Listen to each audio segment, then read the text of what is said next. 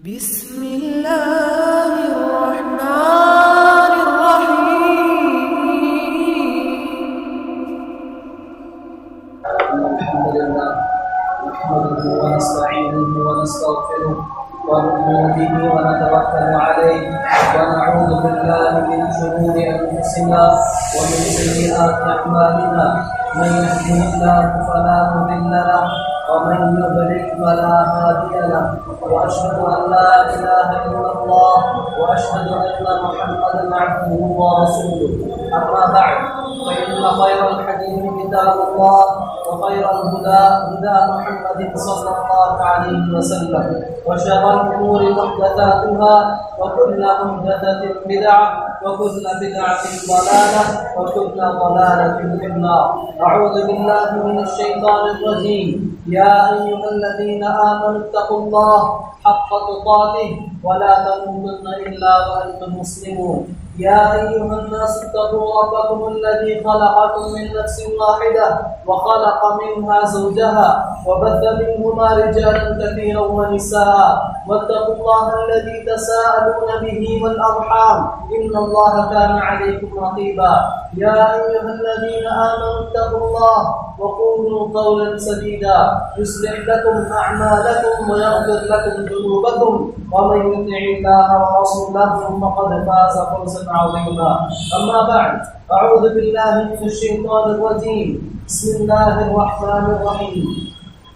قاف والقرآن المجيد بل عجبوا أن جاءهم منذر منهم فقال الكافرون هذا شيء عجيب أإذا متنا وكنا ترابا ذلك رجع بعيد قد علمنا ما تنقص الأرض منهم وعندنا كتاب حفيظ بل كذبوا بالحق لما جاءهم فهم في أمر مريج.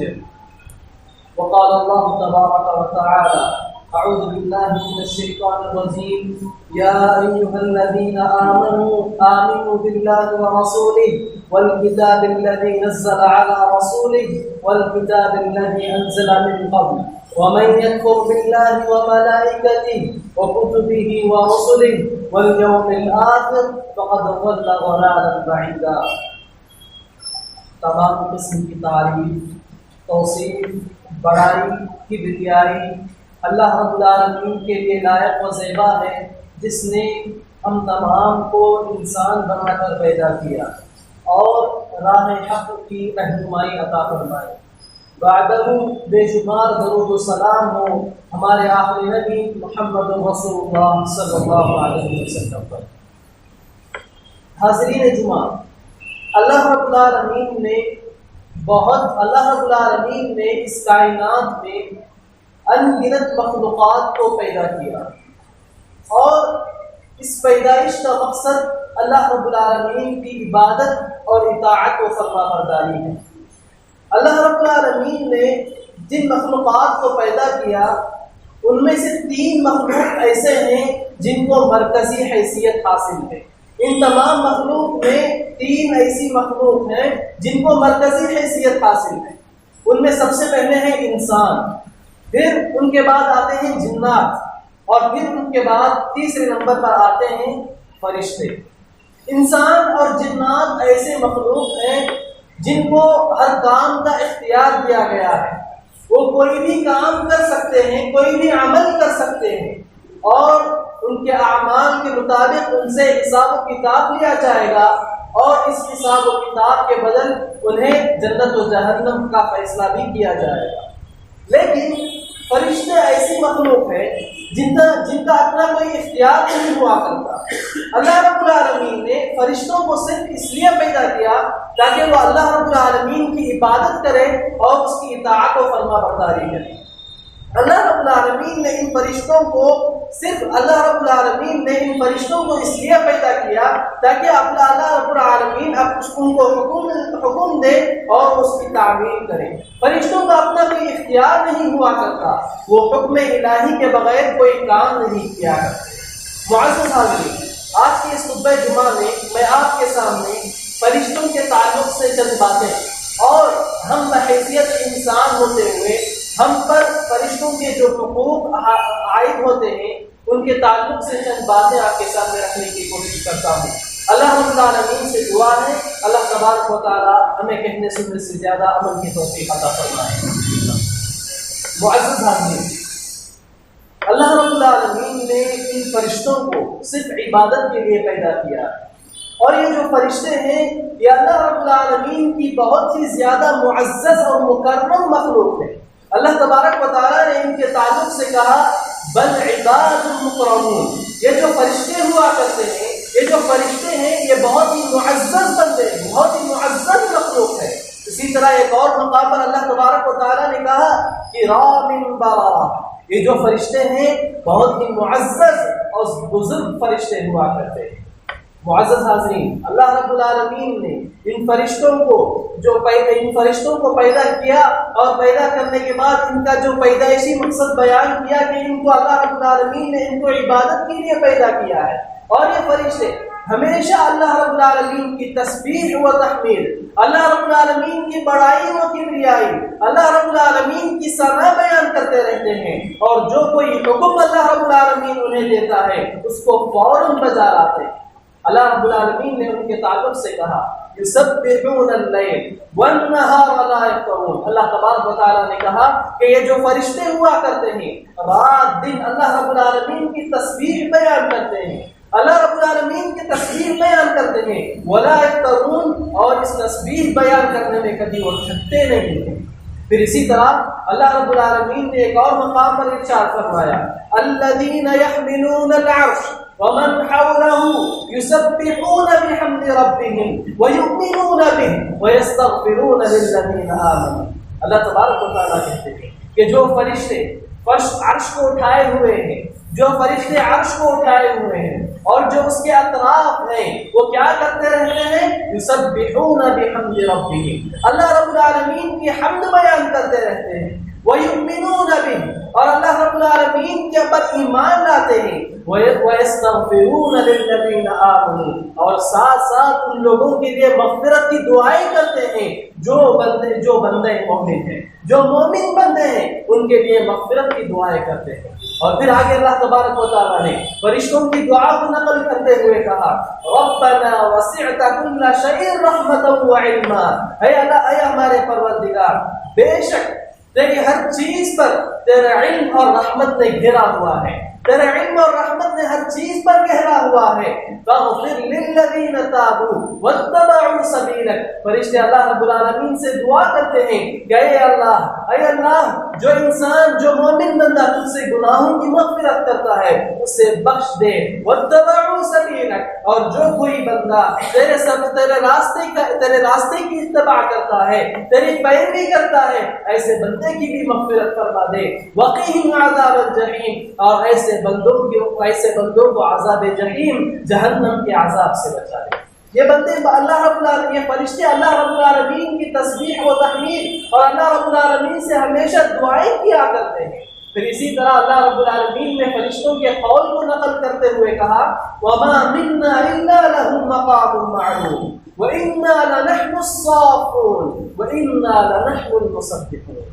اللہ تبارک و تعالیٰ نے ان کے قول کو نقل کرتے ہوئے کہا، فرشتے کہتے ہیں ہم میں سے ہر ایک کا مقام مقرر ہے، ہم میں سے ہر ایک کا مقام مقرر ہے، اور ہم سب فرشتے سب بندے کھڑے ہوئے ہیں، سب کے سب بندے کھڑے ہوئے ہیں، اور پھر آگے کہتے ہیں وَإِنَّا لَنَحْنُ الْمُسَبِّحُونَ، اور ہم فرشتے اللہ رب العالمین کی تسبیح بیان کرتے ہیں۔ یہ فرشتوں کی ایک بہت بڑی عظیم، فرشتے کی بہت بڑی ایک عظیم عمل ہے کہ وہ ہمیشہ اللہ رب العالمین کی تسبیح بیان کرتے رہتے ہیں۔ اس کے علاوہ فرشتوں کے تعلق سے اللہ رب العالمین نے یہ بات بھی بیان فرمائی کہ فرشتے گناہوں سے پاک ہیں، فرشتے معصوم الخطا ہیں، وہ کبھی اللہ رب العالمین کی نافرمانی نہیں کیا کرتے۔ اللہ تبارک و تعالیٰ نے ان کے تعلق سے کہا لا يعصون اللہ ما امرهم ويفعلون ما يؤمرون۔ اللہ تبارک و تعالیٰ نے کہا کہ یہ فرشتے کبھی اللہ رب العالمین کی نافرمانی نہیں کرتے، وہ وہی کرتے ہیں جس بات کا حکم انہیں دیا گیا۔ پھر اسی طرح ایک اور مقام پر ارشاد فرمایا لا يسبقونه بالقول وهم بأمره يعملون۔ اللہ تبارک و تعالیٰ نے کہا کہ اللہ تبارک و تعالیٰ کے عمل میں جو اللہ تبارک و تعالیٰ نے انہیں حکم دیا ہے وہ اس حکم میں اپنے قول کو مقدم نہیں کرتے، اپنے قول کو مقدم نہیں کرتے، وہ وہی کرتے ہیں جس کا حکم اللہ تبارک و تعالیٰ نے انہیں دیا۔ پھر اسی طرح فرشتوں کی ایک عظیم صفت کو اللہ تبارک و تعالیٰ نے بیان کیا ہے۔ وہ عظیم صفت یہ ہے کہ فرشتے ہمیشہ باحیا ہوا کرتے ہیں، فرشتے باحیا ہوا کرتے ہیں، یہ فرشتوں کی بہت بڑی عظیم صفت ہے۔ آپ نے مشہور حدیث سنی ہوگی، حضرت عائشہ رضی اللہ تعالی عنہا ایک مرتبہ بیان فرماتی ہیں کہ اللہ کے رسول صلی اللہ علیہ وسلم ہمارے گھر میں تشریف فرما تھے، میرے پاس تشریف فرما تھے۔ اس وقت اللہ کے رسول صلی اللہ علیہ وسلم کے پاس ابو بکر رضی اللہ تعالی عنہ آئے، اندر آنے کی اجازت چاہی۔ حضرت اس وقت اللہ کے رسول صلی اللہ علیہ وسلم کی پنڈلیوں سے کپڑا ہٹا ہوا تھا، ران پر سے کپڑا ہٹا ہوا تھا، ایسے ہی بیٹھے رہے۔ ابو بکر رضی اللہ تعالی عنہ کو اندر آنے کی اجازت دی۔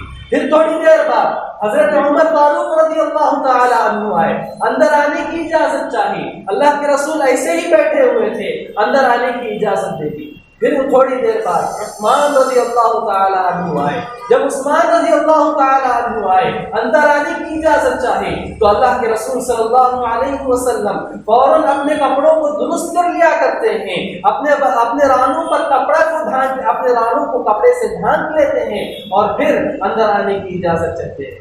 پھر وہ تینوں صحابہ جانے کے بعد عائشہ رضی اللہ تعالی عنہ اللہ کے رسول صلی اللہ علیہ وسلم سے سوال کرتے ہیں کہ اے اللہ کے رسول کیا ماجرا ہے؟ حضرت ابو بکر و عمر رضی اللہ تعالی عنہما آپ کے پاس آئے، آپ کے رانوں سے کپڑا ہٹا ہوا تھا لیکن آپ نے آنے کی اجازت دے دی۔ پھر عثمان رضی اللہ تعالی عنہ آئے، آپ سے اندر آنے کی اجازت چاہی لیکن آپ نے اندر آنے سے پہلے اپنے آپ کو درست کر لیا، اپنے رانوں کو کپڑے سے ڈھانپ لیا، پھر اندر آنے کی اجازت دی، کیا ماجرا ہے؟ تو حضرت رسول اللہ صلی اللہ علیہ وسلم کہتے ہیں الا استحی من رجل تستحی منه الملائکہ، اللہ کے رسول کہتے ہیں کہ میں ایسے آدمی سے کیوں حیا نہ کروں جس سے فرشتے بھی حیا کرتے، جس سے فرشتے بھی حیا کرتے، میں ایسے آدمی سے حیا کیوں نہ کروں؟ معلوم ہوا کہ یہ جو حیا ہے فرشتوں کی ایک عظیم صفت ہوا کرتی۔ پھر اسی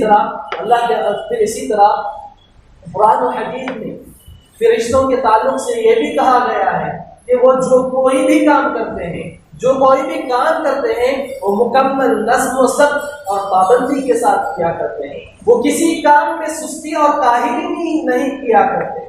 اللہ کے رسول صلی اللہ علیہ وسلم نے حدیث میں ارشاد فرماتے ہیں، جابر بن سمرہ رضی اللہ تعالی عنہ حدیث کے راوی ہیں، کہتے ہیں کہ ایک مرتبہ اللہ کے رسول صلی اللہ علیہ وسلم ہمارے پاس تشریف لائے اور پوچھا کہا کہ اے صحابہ تم اس طرح کیوں سب نہیں باندھتے جس طرح فرشتے سب باندھتے ہیں، جس طرح فرشتے سب باندھتے ہیں اس طرح تم کیوں نہیں باندھتے؟ تو اس وقت صحابہ نے سوال کیا کہ اے اللہ کے رسول فرشتے کس طرح سب باندھتے ہیں؟ تو رسول اللہ صلی اللہ علیہ وسلم نے اس وقت کہا کہ فرشتے پہلے اگلی صفوں کو مکمل کرتے ہیں اور خوب مل کر کھڑے ہوا کرتے ہیں، وہ کوئی بھی کام کرتے ہیں تو اچھی طریقے سے کرتے ہیں، مکمل درستگی کے ساتھ کرتے ہیں، یہ فرشتوں کی ایک بہت بڑی عظیم صفت ہے۔ معزز حاضرین، اللہ رب العالمین نے فرشتوں کو جو پیدا کیا ہے ان میں سب سے ایک اہم بات یہ ہے کہ اللہ رب العالمین کی عبادت ہے، اور دوسرا عمل ہے اللہ رب العالمین کی اطاعت اور فرما برداری۔ اللہ تبارک و تعالیٰ جو حکم دیتا ہے کہ وہ مکمل اس کام کو فوراً بجا لاتے ہیں۔ اسی لیے آپ دیکھتے ہوں گے کہ فرشتوں کے بہت سارے الگ الگ نام دیے گئے ہیں، الگ الگ کام دیے گئے ہیں فرشتوں کو، کہ آج جمعہ کا دن ہے، فرشتہ مسجد کے دروازے پر کھڑ جاتا ہے اور جب اذان ہونے سے پہلے خطیب ممبر پر بیٹھنے سے پہلے اپنے کتاب میں ان تمام لوگوں کے ناموں کو لکھتا ہے جو خطیب کے ممبر پر چڑھنے سے پہلے آ جاتے ہیں۔ یہ سب فرشتوں کے کام ہوا کرتے ہیں جس کو اللہ رب العالمین نے ذمہ داری دی۔ اسی طرح میں آپ کے سامنے اب مختصر طور پر ہم پر فرشتوں کے کیا حقوق عائد ہوتے ہیں اس کے تعلق سے چند باتیں آپ کے سامنے رکھنے کی کوشش کرتا ہوں۔ معزز حاضرین، ہم پر جو سب سے پہلا حق یہ ہے کہ ہم فرشتوں پر ایمان لائیں۔ اللہ رب العالمین نے ارشاد فرمایا یا ایھا الذین آمنوا آمنوا بالله ورسوله والكتاب الذي نزل على رسوله والكتاب الذي أنزل من قبل ومن يكفر بالله وملائكته وكتبه ورسله واليوم الآخر فقد ضل ضلالا بعيدا. اللہ رب العالمین نے ارشاد فرمایا اے وہ لوگوں جو ایمان لائے ہو، اے وہ لوگوں جو ایمان لائے ہو، تم اللہ رب العالمین پر ایمان لاؤ، تم رسولوں پر ایمان لاؤ، اور پھر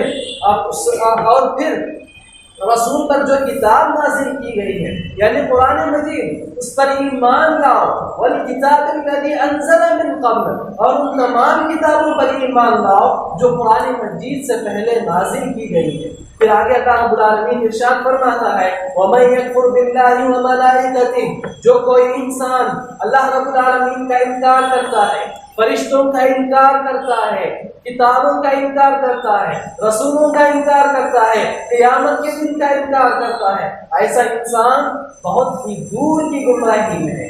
معلوم یہ ہوا کہ سب سے پہلا حق یہ ہے کہ ہم فرشتوں پر ایمان لائے، اس کا حکم اللہ رب العالمین نے ہمیں دیا ہے. ہم بحیثیت انسان ہوتے ہیں، ہم فرشتوں پر کس طرح ایمان لائیں؟ جس طرح ہم اللہ رب العالمین پر ایمان لاتے ہیں کہ اللہ رب العالمین ہمارا خالق ہے، اللہ رب العالمین معبود حقیقی ہے، جس طرح رسول اللہ صلی اللہ علیہ وسلم پر ہم ایمان لاتے ہیں کہ رسول اللہ صلی اللہ علیہ وسلم اللہ کے آخری نبی اور رسول ہیں، اسی طرح ہم فرشتوں پر بھی ایمان لائیں کہ فرشتے اللہ رب العالمین کی باعزت مخلوق ہے. اللہ رب العالمین نے انہیں اپنی عبادت اور اطاعت و فرما برداری کے لیے پیدا کیا ہے. اللہ رب العالمین نے انہیں نور سے پیدا کیا ہے، یہ کبھی اللہ رب العالمین کی نافرمانی نہیں کرتے. جس طرح قرآن و حدیث میں ایمان لانے کا حکم کیا گیا ہے اسی طرح ہمارا فرشتوں پر بھی ایمان لانا. دوسرا حق جو ہم پر عائد ہوتا ہے وہ یہ کہ ہم فرشتوں سے محبت کریں. جس طرح ایمان لانا ضروری ہے، جس طرح فرشتوں پر ایمان لانا ضروری ہے، اسی طرح فرشتوں سے محبت کرنا، ان کے تعلق سے اچھے جذبات رکھنا یہ بھی ہم پر ضروری ہے. یہودیوں کے تعلق سے آتا ہے کہ وہ فرشتوں سے بغض و عداوت کیا کرتے تھے. اللہ تبارک و تعالیٰ نے ان کے تعلق سے کہا من كان عدوا لله وملائكته ومن كان عدوا لله وملائكته ورسله وجبريل وميكال فإن الله عدو للكافرين. اللہ تبارک و تعالیٰ نے کہا کہ جو کوئی اللہ رب العالمین سے دشمنی کرتا ہے، فرشتوں سے دشمنی کرتا ہے، رسولوں سے دشمنی کرتا ہے، جبرائیل اور میکائیل علیہ السلام سے دشمنی کرتا ہے، یہ لوگ کافر ہیں. فإن الله عدو للكافرين، اور اللہ رب العالمین کافروں کا دشمن ہے، کفار کا دشمن. معزز حاضرین، ایک اور حق جو ہم پر عائد ہوتا ہے وہ یہ کہ ہم عام طور پر جو انسان جن ناپسند چیزوں سے تکلیف ہوتی ہے، ایک عام انسان کو، ایک مومن بندے کو جن چیزوں سے تکلیف ہوتی ہے، مثلا گندگی ہے، بدبو ہے، ان تمام چیزوں سے، گالی گلوچ ہے، فحش حرکت ہے، ان تمام چیزوں سے ایک مومن بندے کو تکلیف ہوتی ہے. ایسی چیزوں سے ایک مومن بندہ ناپسند کرتا ہے. بالکل اسی طرح فرشتے بھی ان چیزوں کو ناپسند کرتے ہیں. تو اس وقت ہماری ذمہ داری یہ ہے کہ جب ان چیزوں سے ہمارا سامنا ہو، جب ان چیزوں سے ہمارا گندگی، بری چیزوں سے ہمارا سامنا ہو، تو ہم ان چیزوں سے دور ہو جائیں تاکہ ہمارے ساتھ جو فرشتے ہوا کرتے ہیں، ہمارے قریب جو رحمت کے فرشتے ہوا کرتے ہیں، وہ ہم سے دور نہ چلے جائیں. حدیث میں اللہ کے رسول صلی اللہ علیہ وسلم ارشاد فرماتا ہے کہ جو کوئی انسان پیاز اور لہسن کھا لے تو اس وقت تک مسجد میں تشریف نہ لائے تب تک کہ اس کی بدبو ختم ہو جائے. جب تک کہ اس کی بدبو ختم نہ ہو جائے اس وقت تک مسجد میں تشریف نہ لائے. کیوں؟ کیونکہ اللہ کے رسول صلی اللہ علیہ وسلم نے آگے کہا کیونکہ فرشتوں کو اس سے تکلیف ہوتی ہے، فرشتوں کو ان تمام چیزوں سے تکلیف ہوتی ہے جس سے ایک عام انسان کو تکلیف ہوتی ہے. پھر اسی طرح ایک اور حق یہ بھی ہے کہ ہم گناہوں سے بچیں. کیوں؟ فرشتوں کو سب سے زیادہ جن چیزوں سے تکلیف ہوتی ہے، فرشتوں کو سب سے زیادہ جن چیزوں سے تکلیف ہوتی ہے وہ ہے اللہ رب العالمین کی نافرمانی. اللہ رب العالمین کی نافرمانی سے فرشتوں کو بہت زیادہ تکلیف ہوتی ہے. گناہ چھوٹا ہو یا بڑا، گناہ صغیرہ ہو یا کبیرہ، اگر کوئی مومن بندہ گناہ کو سرزد کرتا ہے، گناہ انجام دیتا ہے، تو فرشتے اس سے دور چلے جاتے ہیں، اور رحمت کے فرشتوں کو گناہوں سے بہت زیادہ تکلیف ہوتی ہے۔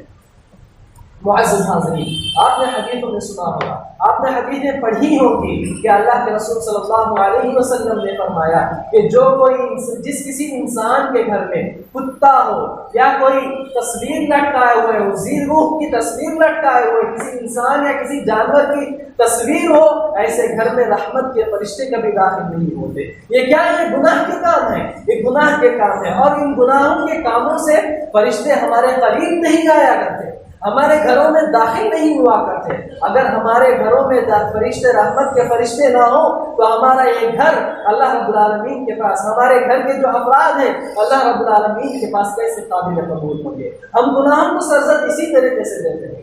پھر اسی طرح ایک اور حدیث میں اللہ کے رسول صلی اللہ علیہ وسلم نے ارشاد فرمایا کہ جو کوئی نشہ آور انسان ہے، گندا انسان، جنوبی انسان ہے، ناپاک انسان ہے، ایسے انسانوں کے پاس بھی فرشتے تشریف نہیں لاتے۔ اللہ کے رسول صلی اللہ علیہ وسلم حدیث میں بیان فرماتے ہیں لا تقربهم الملائکہ السکران والمتضلق بالزعفران والجنوب۔ اللہ کے رسول کہتے ہیں کہ 3 لوگ ایسے ہیں جن کے قریب کبھی فرشتے نہیں آیا کرتے۔ وہ 3 لوگ کون ہیں؟ اللہ کے رسول کہتے ہیں سب سے پہلا ایک نشہ آور انسان، جو کوئی سگریٹ پیتا ہے، نشہ کرتا ہے، شراب پیتا ہے، ایسے انسان کے قریب کبھی فرشتہ نہیں آیا کرتا۔ دوسرا انسان کون ہے؟ وہ ایسا انسان جو اپنی خوشبو میں زعفران ملا کر استعمال کرتا ہو۔ آج کے دور میں یہ نہیں ہے، لیکن پہلے ہوا کرتا تھا۔ اور پھر تیسرا انسان کون ہے؟ ایک جنوبی انسان ہے، ایک ناپاک انسان ہے جو ابھی تک غسل نہیں کیا ہے، تو ایسے انسان کے پاس بھی فرشتے کبھی نہیں آیا کرتے۔ پھر اسی طرح ایک اور بات یہ بھی بیان کی گئی ہے کہ جہاں کہیں میوزک ہو، جہاں کہیں بینڈ باجا ہو، وہاں بھی کبھی فرشتے نہیں آیا کرتے۔ اللہ کے رسول صلی اللہ علیہ وسلم ارشاد فرماتے ہیں لا تصحب الملائکۃ رفقۃ فیها کلب ولا جرس۔ اللہ کے رسول صلی اللہ علیہ وسلم کہتے ہیں کہ اس مقام پر، اس جماعت میں کبھی فرشتے نہیں آیا کرتے جہاں کہیں کتا ہو اور میوزک کی آواز ہو، جہاں بینڈ بجا ہو، وہاں کبھی فرشتے نہیں آیا کرتے۔ معزز حاضرین، یہ جو فرشتے ہیں یہ اللہ رب العالمین کی بہت ہی باعزت اور معزز مخلوق ہے۔ ان سے ہمارا جو تعلق ہے بہت ہی گہرا ہے، کیونکہ یہ فرشتے ہمارا ایمانی حصہ ہے، ایمانی جز ہیں۔ اگر کوئی انسان ان کے تعلق سے علم حاصل نہیں کرتا، ان کے تعلق سے جانتا نہیں ہے، ان کے تعلق سے جہالت اختیار کرتا ہے، تو بے شک ایسا انسان بہت سارے گناہوں میں ملوث ہو جاتا ہے۔ اللہ رب العالمین سے دعا ہے اللہ تبارک و تعالی ہمیں فرشتوں پر مکمل ایمان لانے کی توفیق عطا فرمائے۔ اللہ رب العالمین ہمیں فرشتوں سے محبت ادا کرنے کی توفیق عطا فرمائے، اور ہمیں ان لوگوں میں شامل کرے جنہیں فرشتے اپنے دعاؤں میں یاد کرتے ہیں۔ آمین۔ وما علینا الا البلاغ المبین۔